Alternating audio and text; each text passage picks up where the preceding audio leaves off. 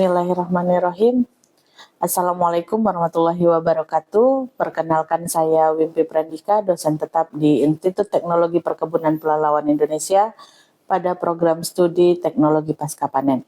Video ini disusun sebagai bagian dari penilaian persepsional dalam bentuk pernyataan diri dosen dalam unjuk kerja Tridharma Perguruan Tinggi atau PDD UKT-PT dalam bidang pengajaran dalam rangka sertifikasi dosen tahun 2026. Pada kesempatan ini, saya akan menjelaskan pelaksanaan pembelajaran mata kuliah kimia berdasarkan rencana pembelajaran semester atau RPS dengan menggunakan pendekatan Outcome Based Education atau OBE.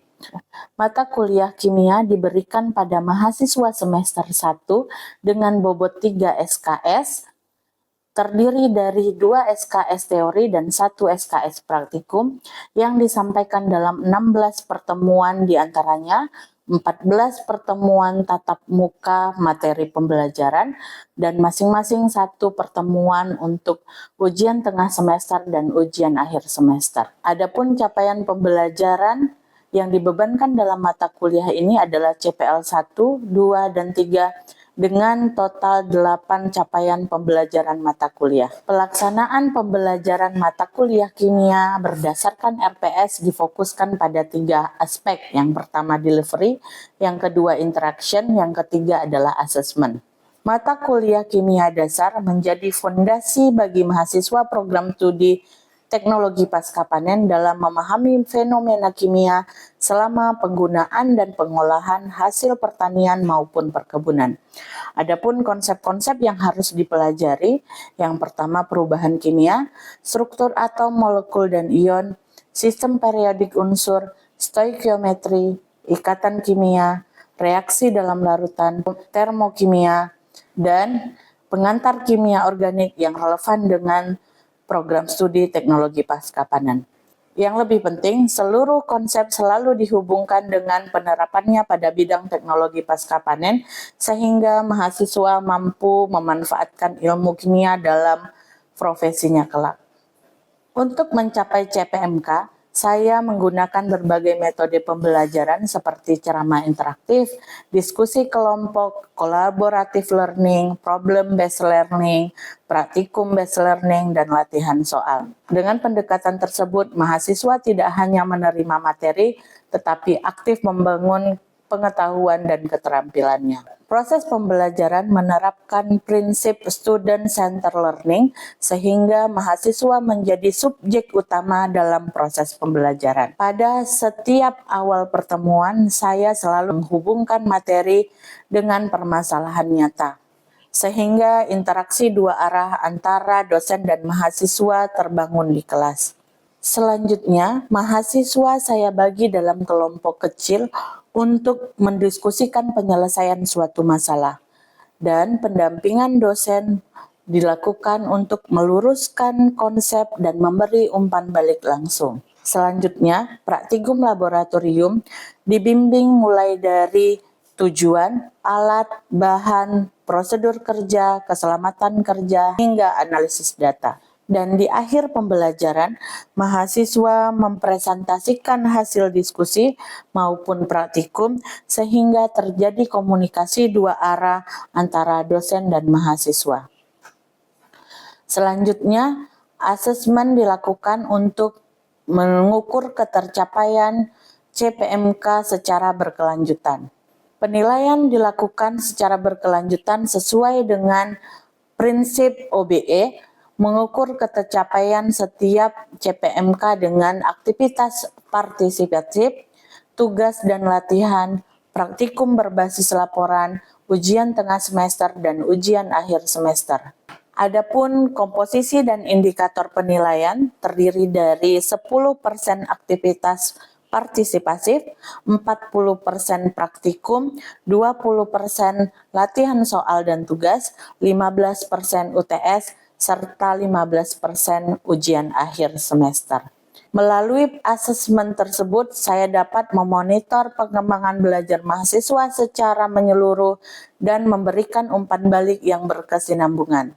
Selain kompetensi pengetahuan, kompetensi sikap dan soft skill juga sangat diperlukan. Mahasiswa diharapkan mampu berpikir logis, kritis, dan sistematis, bekerja sama dalam tim, serta menyelesaikan permasalahan secara ilmiah. Adapun referensi yang saya gunakan diantaranya SKKNI nomor 313 tahun 2013 dan buku teks dari Raymond Chang serta Petrucci dan beberapa buku lainnya sebagai rujukan ilmiah yang komprehensif, kredibel, dan sesuai dengan capaian pembelajaran mata kuliah kimia. Baik, berikut video proses pembelajaran kimia dasar CPMK 4 pada pertemuan ke-7. Selamat menyaksikan. Assalamualaikum warahmatullahi wabarakatuh.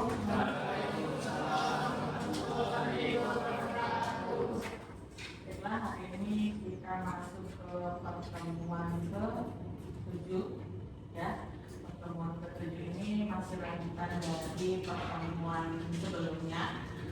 CPMK-nya sama, ya, capaian pembelajaran mata kuliahnya masih tetap sama. Mahasiswa mampu memahami hubungan massa dalam reaksi kimia. Kemudian sub CPMK-nya, jadi materi untuk hari ini adalah capaian pembelajarannya mahasiswa mampu menyetarakan reaksi kimia. Jadi kita hari ini fokus untuk menyetarakan reaksi kimia. Oke, sebelum masuk ke pembelajaran, mungkin bisa bantu saya pimpin doa, komiti.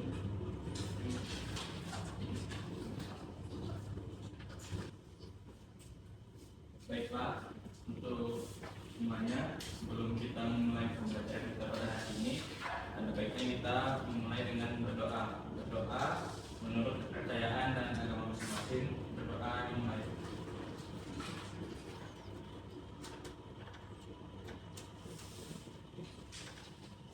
Berdoa selesai. Terima kasih Adit. Oke, sebelum memulai, ada yang sudah hadir hari ini? Ada semua, benar ya? Hadir semua ya? Sehat? Baik, sebelum masuk ke pembelajaran, fokus materi hari ini, kita review sedikit materi dulu. Oke, masih ada yang ingat cara menghitung persen komposisi? Atau kita dahulukan dengan menghitung MR? Komposisi masing-masing penyusunnya. MR, rumusnya sigma AR,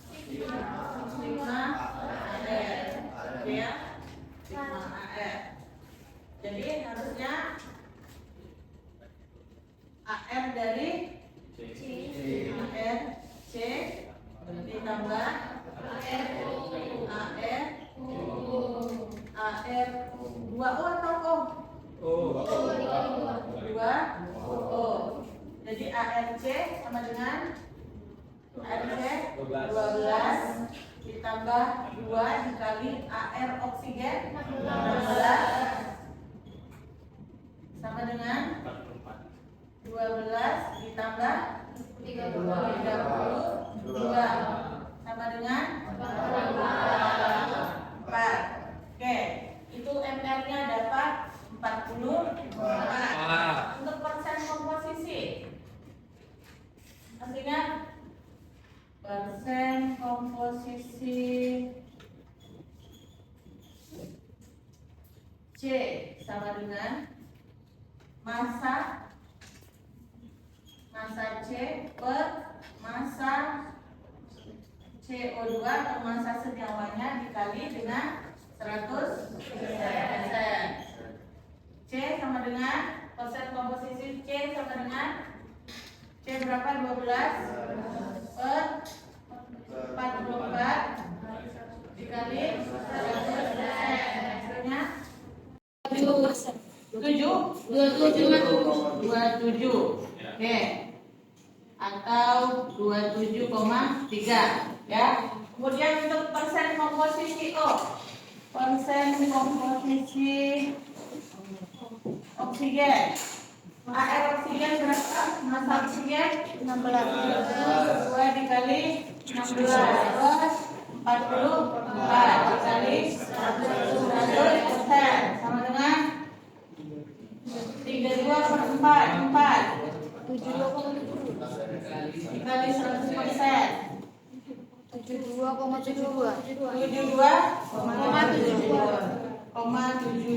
sama dengan 72,7.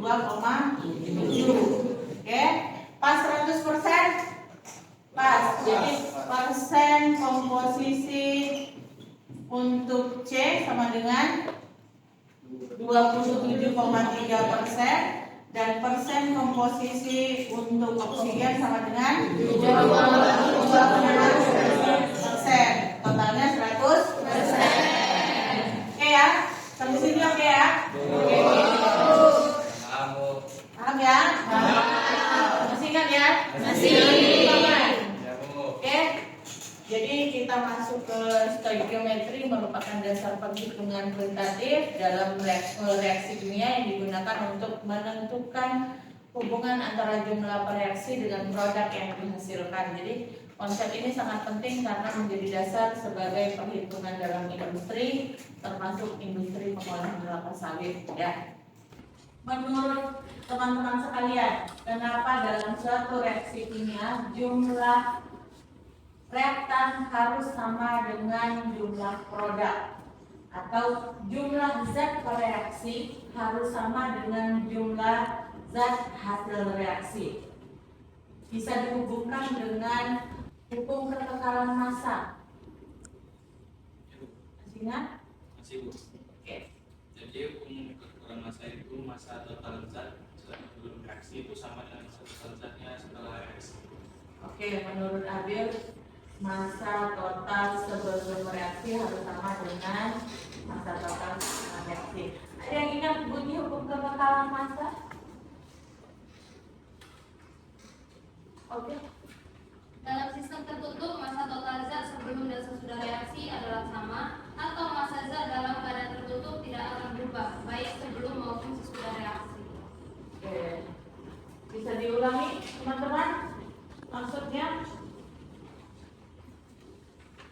Atau kita percaya dapat diciptakan atau dimusnahkan dalam perubahan materi apa saja, tetapi massa zat sebelum dan sesudah reaksi harus sama. Oke, masuk ada beberapa hal penting sebelum kita menyelesaikan atau menyetarakan reaksi. Ya, ada beberapa hal penting yang harus diperhatikan. Yang pertama, reaksi kimia mengubah zat-zat asam atau zat bereaksi menjadi zat yang baru. Kemudian jenis dan jumlah atom yang terlibat dalam suatu reaksi tidak berubah. Artinya jumlah atom sebelum dan sesudah reaksi tetap sama. Yang berubah hanya ikatan kimianya. Ikatan bereaksi diputus, terbentuk ikatan kimia baru untuk produknya. Oke, jadi tidak ada yang berubah untuk jumlah atomnya, tetapi susunan atom dan ikatan atomnya yang akan berubah. Oke, ini ada beberapa hal yang harus diketahui. Yang pertama ada angka di depan unsur, ya, ada angka kecil yang ditulis di bawah. Oke, untuk angka 2 di depan H itu disebut dengan angka koefisien, ya, koefisien. Untuk angka 2 di bawah ini disebut dengan angka indeks. Oke, teman-teman bisa bedakan ya antara koefisien dengan angka indeks. Oke, ini ada contoh reaksi antara aluminium dengan asam sulfat. Jadi aluminium dalam fase solid padatan ditambah dengan H2SO4. Langkah keduanya adalah setarakan. Apakah yang di atas jumlahnya sudah setara dengan yang di bawah? Jumlah Al sebelum dengan sesudah reaksi sama? Oke, kita lihat satu-satu. Untuk aluminium, sebelum reaksi dan sesudah reaksi, Al sebelum reaksi ada berapa jumlahnya? Setelah reaksi 2. Kemudian sama, sebelum reaksi ada 2. Setelah reaksi 2. Kemudian S sebelum reaksi 1 atau 4? 1. setelah reaksi? Tiga. Kemudian apa lagi? Oksigen. Sebelum reaksi? Setelah reaksi?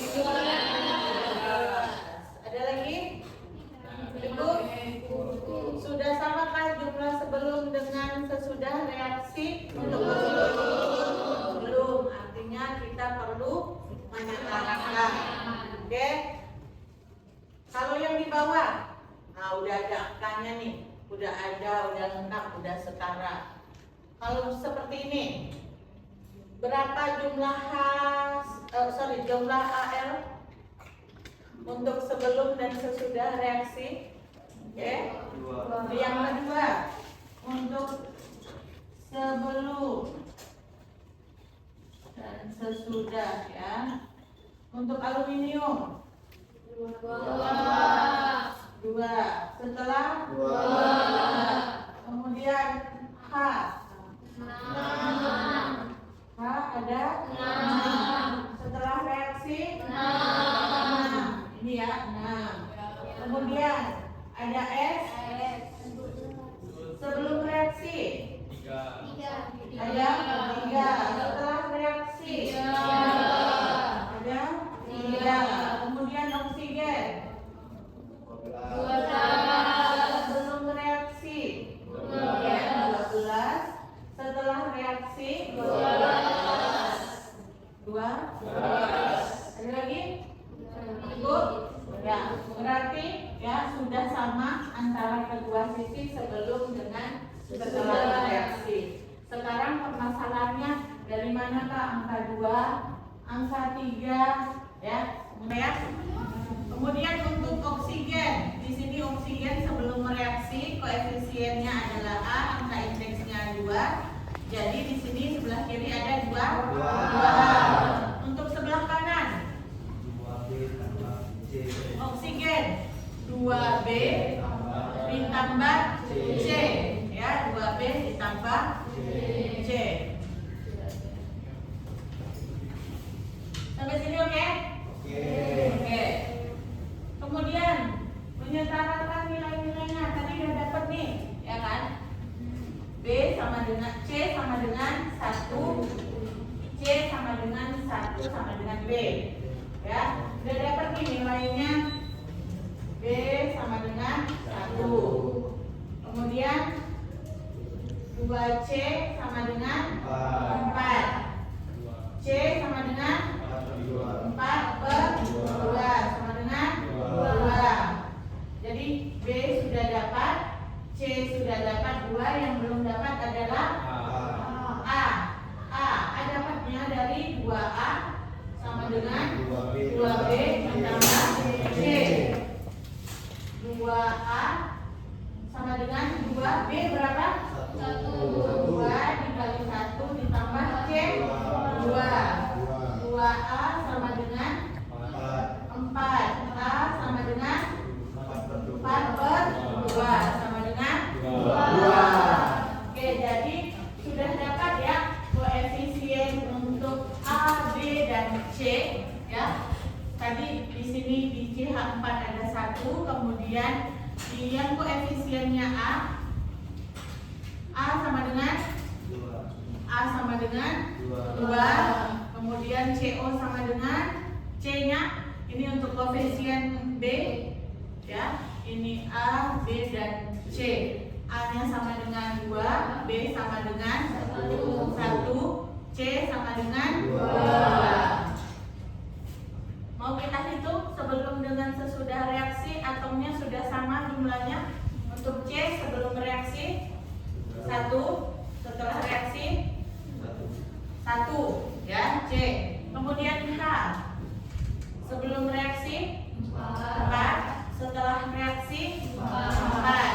Oke, kemudian oksigen sebelum reaksi 4, setelah reaksi 4. Iya, kan 6. 4. Di sini 2, di sini 2 ya. 4. Sampai sini oke? Oke. Ada yang mau mengerjakan soal latihan?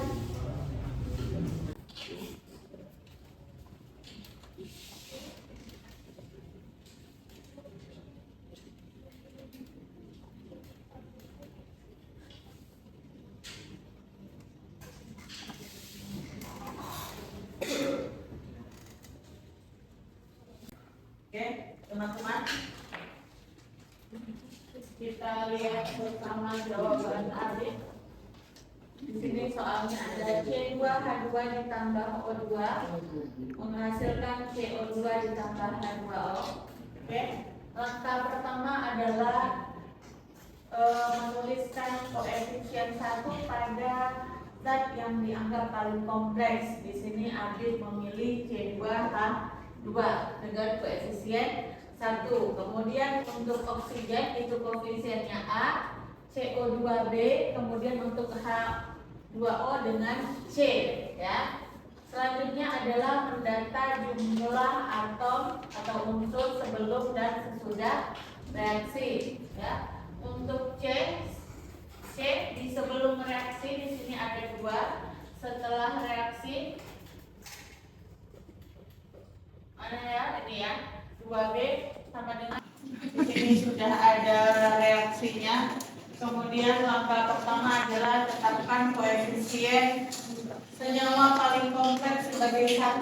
Di sini kita anggap Al2CO3 3 kali sebagai 1 ya. 1. Kemudian H2O A, B, dan CO2 C. Oke. Berikutnya adalah data, ya. Data jenis unsurnya. Kemudian dan buat persamaan. Al, C, oksigen, H. Ada lagi? Sebelah kiri, sebelah kanan. Al sebelah kiri ada 2.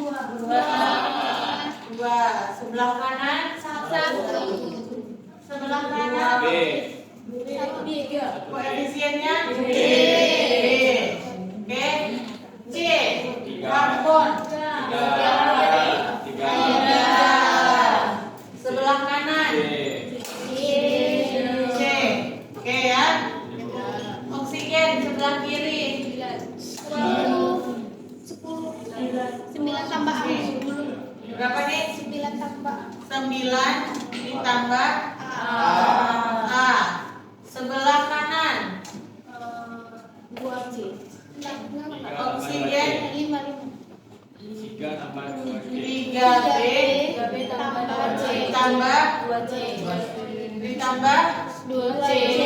2C. Oke, untuk H 2A sebelah kanan 3B. 3B. Oke. Di sini kita buat persamaan. Nilai B sudah dapat. B sama dengan 2, C sama dengan 3. Yang belum adalah A. Berarti 2A sama dengan 3B. 2A sama dengan 3B-nya berapa? 3 dikali 2. 2A sama dengan 6. A sama dengan 3. Oke, berarti A sama dengan 3. Kita tarik koefisiennya ke dalam reaksi. Al1 di sini, kemudian di H2O B A sama dengan 3. Kemudian ALOH 3 kali 2. AB ya, B sama dengan 2. Kemudian CO2 yang C sama dengan 3. Sudah setara? Sudah. Boleh kita hitung dulu jumlah unsur sebelah kiri kemudian sebelah kanan. Unsur Al sebelah kiri 2. Sebelah kanan 2. Kemudian karbon sebelah kiri 3. Sebelah kanan 3. Ya, ini dia. Kemudian oksigen sebelah kiri 12 9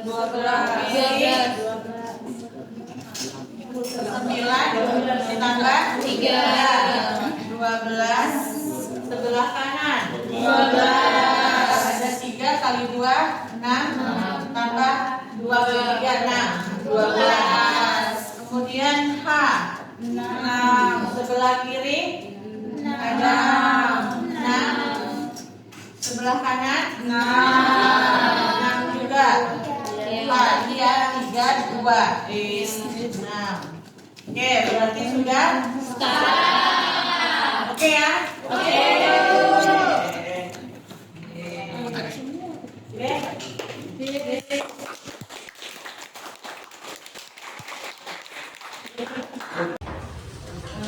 Baiklah, setelah latihan soal di rumah tetap dikerjakan, mengerjakan latihan soal secara mandiri ataupun berkelompok untuk mengulang ya supaya terlatih dan terbiasa mengerjakan soal.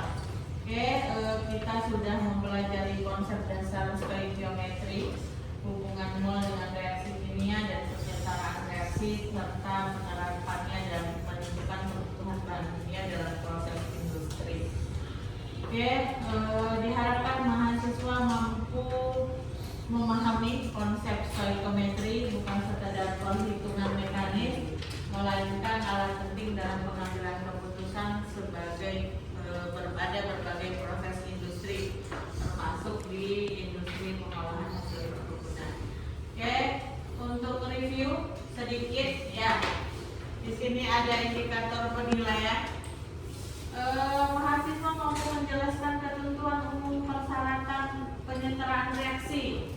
Ingat tadi ketentuan umum untuk penyetaraan reaksi, jumlah atom atau unsur sebelum dan sesudah reaksi kemudian apa lagi, ikatan yang berubah hanya ikatan kimia sebelum dan sesudah reaksi. Kemudian langkah penyetaraan reaksi. Yang pertama adalah menetapkan koefisien senyawa atau senyawa paling kompleks sebagai 1, kemudian senyawa lainnya diurutkan berdasarkan jumlah. Kemudian yang ketiga, data dan membuat persamaan. Kemudian baru menghitung jumlah unsur sebelum dan sesudah. Oke, kemudian untuk penyetaraan reaksi sudah bisa? Oke, baiklah, untuk CPMK dari CPMK 4 ya, sub CPMK 6 dan 7 ini sudah tercapai. Pertemuan berikutnya adalah UTS ya, pertemuan ke-8 UTS. Jadi tetap ada soal untuk stoikiometri di soal ujian. Oke, terima kasih untuk perhatiannya hari ini. Terus berlatih ya. Saya tutup. Sampai jumpa minggu depan. Saya tutup. Assalamualaikum warahmatullahi wabarakatuh.